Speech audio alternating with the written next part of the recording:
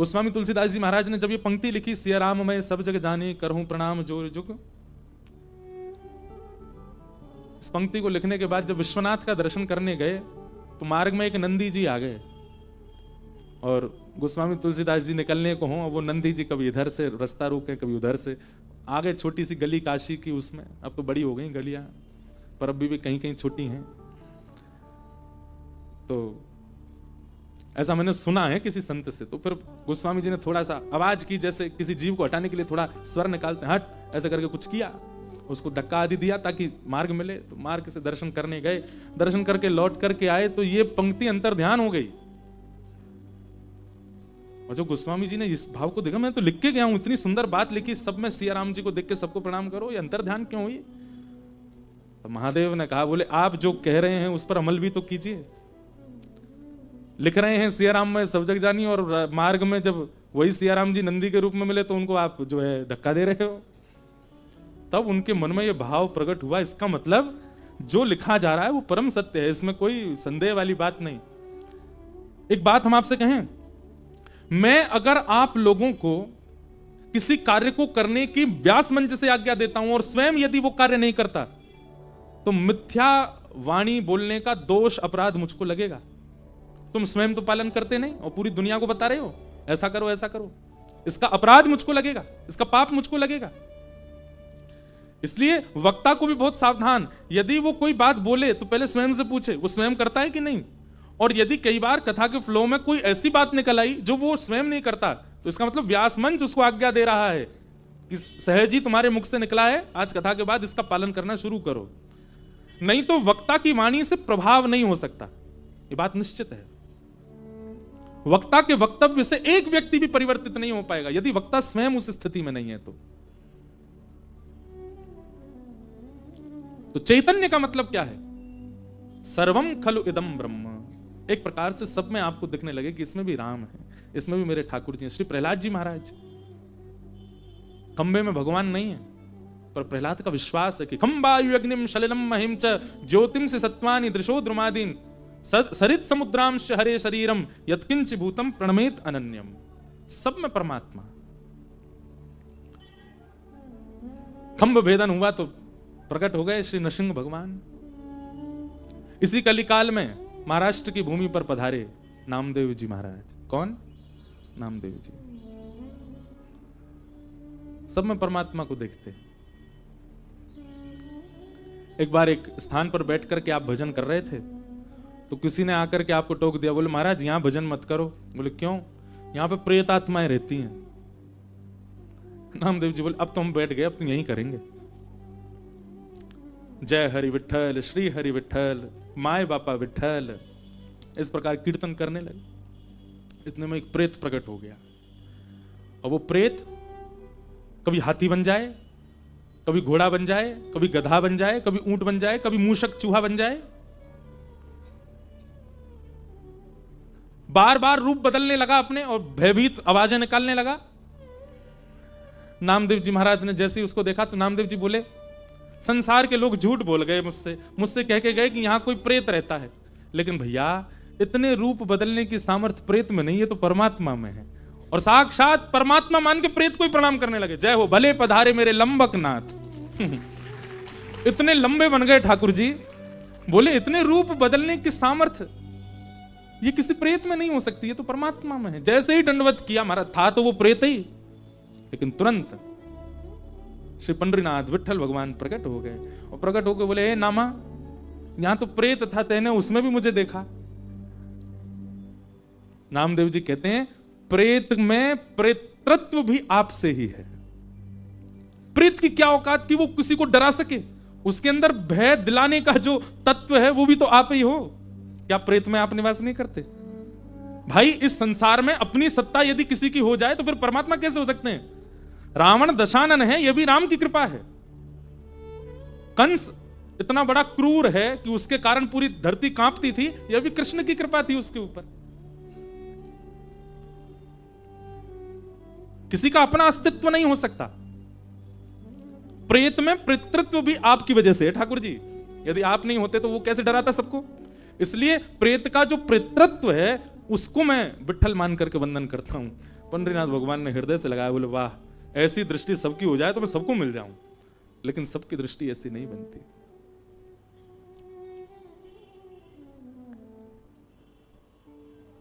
मैं नहीं, मेरा नहीं। कल मैं जब आया काशी तो मुझे हमारे किशन जी ने ये पंक्ति सुना दी और पूरी रात मेरे मन में यही चलता रहा, सर्वम खलु इदम ब्रह्म। ये स्थिति अगर हमारी नेत्रों की नहीं हुई है तो अभी हम साधक नहीं है, श्रोता नहीं है कथा के। अच्छा, ये स्थिति बन पाना बहुत मुश्किल है। हम कह तो रहे हैं व्यास मंच से, पर सब में ठाकुर जी का भाव होना बहुत मुश्किल है। तो फिर इसका एक दूसरा सब्स्टिट्यूट है, सब में परमात्मा तो नहीं दिख सकते, पर सब में गुण का दर्शन तो हो सकता है। हमारी दृष्टि कैसी, हम सब में अवगुण देखते, पहली बार देखते ही उसमें अवगुण देखेंगे।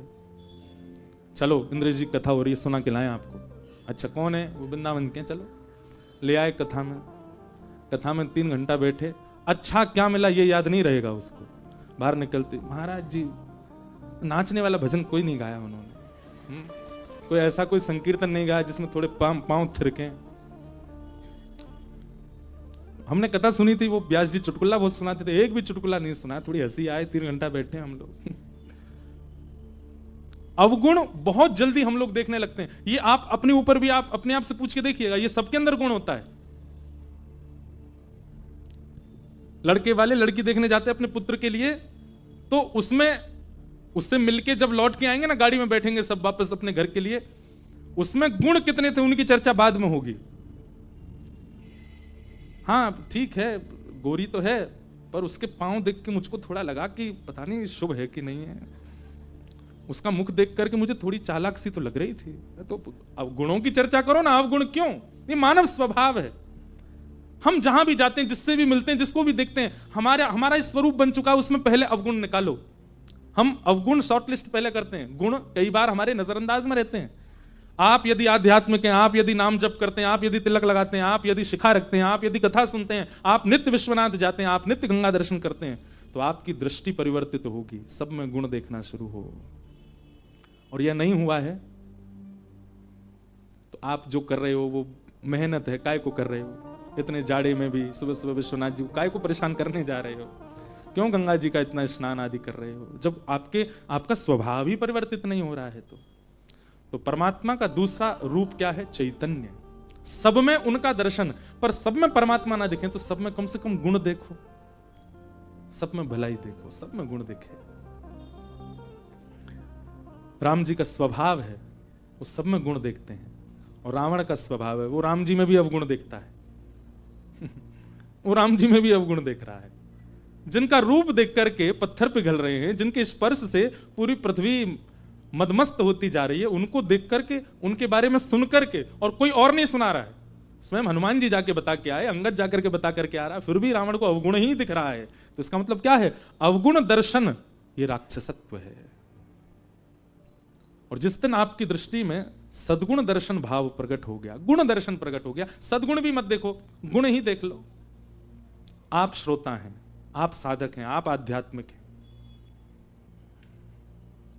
तो भगवान का दूसरा रूप क्या है? चैतन्य।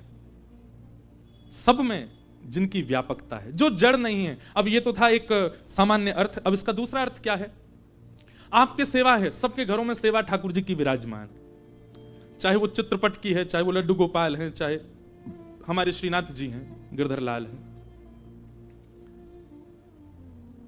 सेवा उसी दिन आपकी श्रेष्ठ होने लग जाएगी जिस दिन आप उनके जड़ भाव को दूर कर दोगे। उनके प्रति आपकी जड़ की स्थिति जिस दिन समाप्त हो जाएगी, उसी दिन आपकी सेवा प्रकट हो जाएगी, सेवा आप करने लग जाओगे। बहुत ध्यानपूर्वक सुनिएगा, सावधानी से सुनिएगा। आप अपने ठाकुर जी को यदि जड़ मानते हैं कि वो एक धातु मात्र है, आपसे सेवा में अपराध बनेगा, आपसे भोग में अपराध बनेगा, आपसे श्रृंगार में अपराध बनेगा, क्योंकि आपने ये मान लिया कि ये तो धातु है। लेकिन जैसे ही आपके चित्त में चैतन्य, पूर्ण चैतन्य भाव आ गया कि नहीं ये धातु नहीं है, ये परम चैतन्य ठाकुर जी हैं, तो ठाकुर जी भी फिर चैतन्य बन के ही दिखाएंगे। मैं अपनी कथा में एक बात कहा करता हूं, सब लोग बहुत ध्यान से सुनना। महादेव का स्वरूप सब जगह क्या बताया गया? ध्याये नित्यम महेशम रजत गिरिनिभम चारु चंद्रावतंसम। कैसे महादेव? एक तो सबको ये बात पता है पर इसको कोई जानता नहीं कि महादेव कैसे हैं। गौर वर्ण के हैं महादेव। कैसे हैं? गौर वर्ण, कर्पूर गौरम। और इस श्लोक में भी कहा गया रजत गिरिनिभम, यानी कि जैसे चांदी का पर्वत चमकता है ऐसे महादेव की कांति है। और चारु चंद्रावतंसम, अपने मस्तिष्क पर चंद्रमा धारण करते।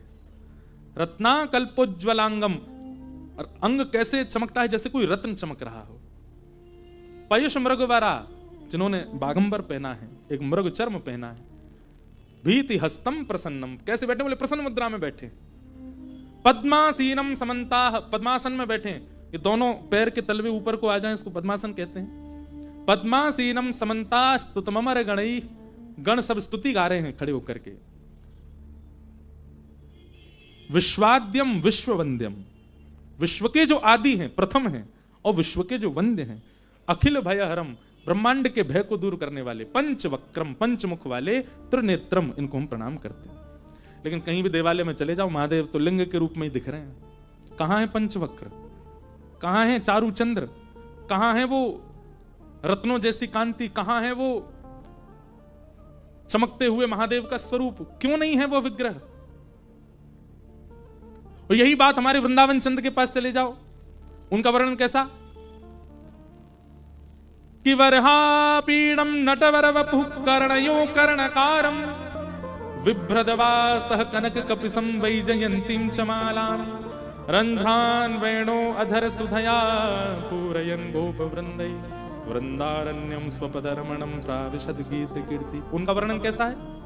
बाकी सब वर्णन छोड़ो, एक वर्णन सुन लो केवल। रंध्रान वेणो अधर सुदया, वंशी तो है, कर कमल में ही है, आवाज क्यों नहीं आ रही है? फिर ध्वनि क्यों सुनाई नहीं देती? महादेव लिंगाकार में ही क्यों हैं? श्री कृष्ण के हाथ जब उठे हैं, वेणु हैं, तो फिर स्वर क्यों नहीं सुनाई देता? ठाकुर जी ने मुझे और आप सबको चैलेंज किया है, अगर तेरी प्रेम लक्षणा भक्ति में सामर्थ्य हो तो वेणु तो है, कर कमल में वेणु तो है, कोमल उंगलियों से छिद्र भी आच्छादित हैं, मुख पर अधर पर वेणु का प्रथम छिद्र भी है। लेकिन तेरो प्रेम जब मुकु वाद्य करेगा, मुझे वाद्य करेगा, मुझे प्रेरित करेगा, तभी स्वर निकलेगा। महादेव कहते हैं चारु चंद्र तो है, त्रिनेत्र तो है, पर तुम्हारे अंदर वह प्रेम प्रकट हो तब उसका दर्शन कराऊं। हमारे लड्डू गोपाल पूरे दिन यूं ही बैठे रहे घर में। ठाकुर जी कह रहे हैं मैं हाथ सीधे ना करूंगा, पैर सीधे ना करूंगा। क्यों? जा दिन तेरो प्रेम प्रकट है जाएगो, जा दिन तेरो प्रेम अथाह है जाएगो, वही दिन अपने आत्मा में सीधे कर लूंगा। इसका मतलब क्या है? हमारी सेवा से अगर हमारी ठाकुर जी जैसे आए थे वैसे ही हैं, इसका मतलब ये प्रेम प्रकट किया नहीं तो ठाकुर जी बदल जाते हैं। ठाकुर जी थोड़े तो हाथ पांव सीधे करते, नेक तो परिवर्तित होते। अब यहां व्यवस्था नहीं तो हम अपने लाल जी का एक दर्शन कराते। जब हमारे ठाकुर जी आए थे 5 वर्ष पहले, तब का स्वरूप और आज के ठाकुर जी का स्वरूप, आप कहोगे ये वो है ही नहीं। जब हमारे लाल जी आए थे तो ऐसे लगते थे जैसे पतर पूछ रहा से पतरे दुबरे। हमारे लाल जी के जिन्होंने दर्शन किए सबको यूं लगती है तो कितने बड़े होंगे, मोटे ताजे तगड़े होंगे। हैं सच में, पर दर्शन में हैं वो छोटे से। पर प्रथम दिन का दर्शन, और मैं रोज देखता हूं अपने प्रथम दिन के गिरधर लाल जी और आज के, ऐसा परिवर्तन। गदमदरा से तो गाल फूल गए उनके, नेत्रन में ऐसी रौनक सी आ गई है, कांति ऐसी लगती है अद्भुत। अब जैसे हाथ पांव बिल्कुल खा पी के जैसे खाते पीते घर के बालक हो जाते हैं, ऐसे लाल जी हो गए। पहले कोई वस्त्र धराने से आते ही नहीं थे, इतने छोटे से ठाकुर जी हमारे। अब आप कितने बड़े वस्त्र ले आओ, कैसे भी करके धारण कर लेते। तो चैतन्य, आप जिनकी सेवा करते हैं, केवल नियमित रूप से भोग लगाना, आरती करना, यह आपका कर्तव्य नहीं। आपका कर्तव्य यह है कि जैसे आए ये परिवर्तित होने चाहिए। इनके स्वरूप में थोड़ा तो, भाई बालक जन्म लेता है वो छोटा सा ही होता है, 10 साल हो गए इतना सा ही है, मां को चिंता नहीं होगी। चिंता क्या होगी? पूरा घर परिवार रोएगा, ये बढ़ता ही नहीं, इतना सा ही है। हर दिन उसमें परिवर्तन आए, वो कुछ नया सीखे, कुछ नई क्रिया करे, उसके हाथ पांव थोड़े बढ़े, चलना सीखे, बोलना सीखे, आंखें टिमटिमाए, पूछें कान कहां है तो तुरंत बताए, नाक कहां ये है, जीभ कहां ये है। हर दिन कुछ नया ज्ञान, उसमें परिवर्तन दिखता है, तब परिवार प्रसन्न रहता है कि हमारा बालक पल रहा है, बढ़ रहा है। सेवा में भी आपका भाव और आपके ठाकुर जी का स्वरूप, इसमें परिवर्तन आना चाहिए। तब आपकी सेवा लग रही है, आप सेवा कर रहे हो, ये बात पता चलती है। ये इसी को कहते हैं चैतन्य। ठाकुर जी का तीसरा रूप क्या है? आनंद। हमारे गुरुदेव एक बहुत अच्छी बात कहते हैं, ठाकुर जी के प्रथम दो स्वरूप यदि आपने भली भांति पहचान लिए, यानी कि सत्य और चैतन्य, तो तीसरा रूप अपने आप प्रकट होगा। क्या? आनंद। वो सब गाओगे, नंद घर आनंद भयो जय कन्हैया, अवध में आनंद भयो जय रघुवर राम की। आनंद। रहते काशी में हैं, गंगा तट पर हैं, फिर भी इतने निराश हताश उदास क्यों? ये तो आनंद वन है, यहां तो महादेव भी आनंद में रहते हैं, आप क्यों इतने निरानंद में हो? क्योंकि आपने महादेव को उस रूप से देखा नहीं, जाना नहीं, पहचाना नहीं, इसलिए निराश हो। तो सत्य परमात्मा को जिस दिन आपने चैतन्य रूप से भज लिया, उसी दिन जीवन में आनंद आएगा। सच्चिदानंद रूपाय विश्वोत्पत्त्यादि हेतवे, विश्व की उत्पत्ति, पालन और संहार, ये तीन क्रिया जिनकी हैं। तापत्रय विनाशाय, तीन प्रकार के तापों का जो उपशमन करते हैं। ताप किसको कहते हैं? कष्ट को। एक बात बहुत ध्यान से सुनिएगा, ठाकुर जी को भजने वाला कष्ट विमुक्त नहीं होता।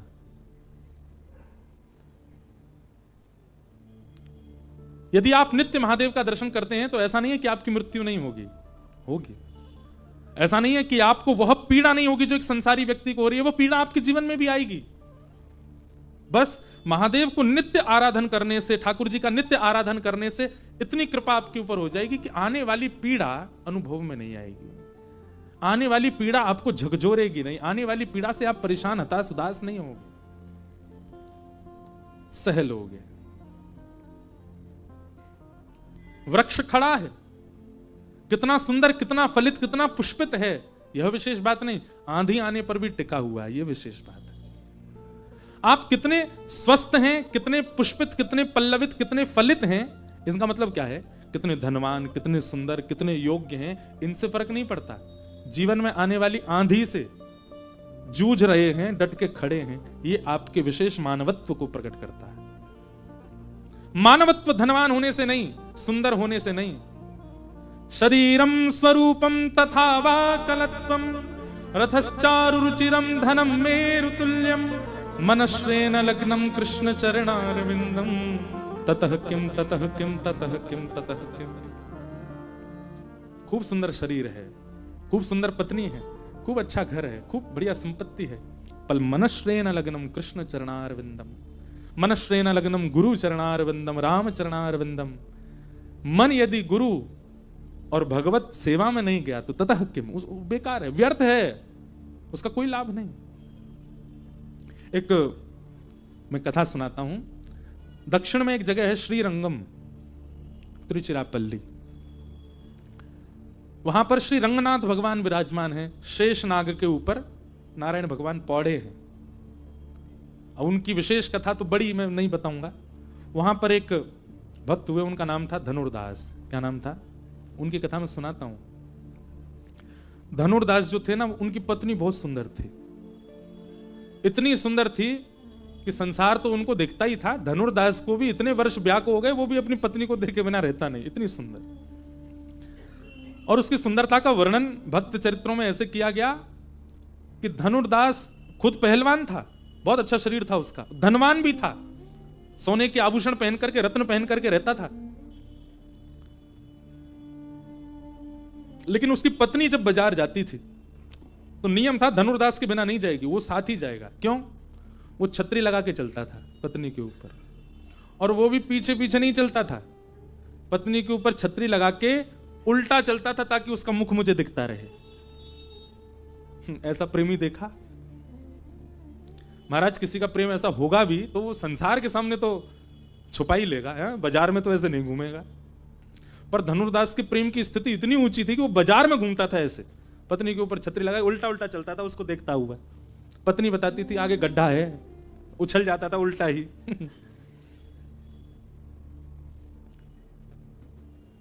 एक बार श्री रंगनाथ भगवान की सवारी जा रही थी, आगे सब लोग चल रहे थे हटाते हुए भीड़ को, हट जाओ हट जाओ, रंगनाथ भगवान की सवारी आ रही है। और सबसे आगे श्रीमद रामानुजाचार्य जी चल रहे थे, ठाकुर जी की सवारी चल रही है तो आचार्य आगे चल रहे थे। तभी उन्होंने इस दृश्य को देखा। क्या देखा? धनुर्दास अपनी पत्नी के ऊपर छतरी लगाए उल्टा चल रहा है, उसको देखते हुए।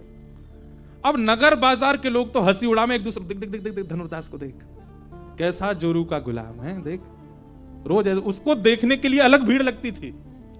उसकी पत्नी जब बाजार जाए तो भीड़ अलग लगती थी, अटारियों पर, छतों पर, नीचे लोग देखते थे, देखो कैसे जाता है। लेकिन रामानुजाचार्य जी की जब दृष्टि पड़ी, रामानुजाचार्य जी के आसपास के लोग भी सब उपहास करने लगे उसका, और किसी ने कह दिया कितना कामी व्यक्ति है। लेकिन वही बात है ना, श्रीमद् भागवत जी कहती हैं, प्रयच्छति गुरु प्रीतो, गुरु यदि आप पर मेहरबान है, गुरु यदि आप पर प्रसन्न है, आप चाहे कितने भी घनघोर दलदल में क्यों ना हो, ठाकुर जी को उबारने आना पड़ेगा यदि आपके गुरु प्रसन्न है तो। रामानुजाचार्य जी को लगा गुण ही तो है, भले ही वो पत्नी में हो गया तो अवगुण कहला रहा है, और यही ठाकुर जी में होता तो सद्गुण हो जाता है। गुण तो है पर संसार में है इसलिए अवगुण है, और यही गुण यदि ठाकुर जी में लग जाए तो सद्गुण बन जाएगा। और गुरु का यही काम है। हमारे अंदर सारी चीजें हैं, हमारे अंदर हम सर्वगुण संपन्न हैं। मैं, मेरे से लेके पीछे तक एक एक व्यक्ति यहां सर्वगुण है, लेकिन क्योंकि वह गुण संसार में, इसलिए हम नरकगामी हो जाते हैं। गुरु आश्रय से वही गुण नाम में लग जाए तो वही फिर हमको भगवत धाम की प्राप्ति करा दे। रामानुजाचार्य जी ने सोच लिया कि किसी से कहा, सुनो इसको धनुर्दास को बोल के आओ, शाम को मुझसे मिलने आएगा। किसी ने जाके कहा, ए धनुर्दास, तुमको रामानुजाचार्य जी ने मठ में बुलाया है। वो घबरा गया, ऐसा क्या हो गया? उसको यही लगा कि शायद जिस क्रिया से मैं जाता हूं सब उपहास करते हैं, रामानुजाचार्य जी को क्रोध आया होगा, डांटने के लिए बुलाएंगे। वो पहले से ही मन बना के गया था, चाहे कितना भी डांट लें, मैं पत्नी को अब घर से बाहर ही नहीं जाने दूंगा। क्यों? वो बाहर जाएगी तो मुझे तो देखना उसको, उनकी डांट से भी मैं वह छोड़ तो नहीं पाऊंगा। रामानुजाचार्य जी ने उसको बुलाया, तो जैसे धनुर्दास आया प्रणाम करके बैठा, रामानुजाचार्य जी बोले, आज हमने एक दर्शन किया, तुम अपनी पत्नी के ऊपर छतरी लगाए उल्टे चल रहे थे। धनुर्दास नीचे नजर करके हाथ जोड़ के बैठा, गुरु के सामने कुछ कहना नहीं चाहिए, चुपचाप बैठे। रामानुजाचार्य जी बोले, मुझे बस इतना बताओ, क्यों देखते हो तुम पत्नी को? तो उसने कहा, क्षमा करें भगवान, पर मुझे उससे सुंदर कुछ दिखा नहीं संसार में, बहुत सुंदर है वो, और हर दिन वो नई लगती है, हर दिन उसकी सुंदरता बढ़ती है, इसलिए मैं उसको देखता हूं। रामानुजाचार्य जी बोले, अगर उससे सुंदर कोई तुम्हारे सामने आ गया तो?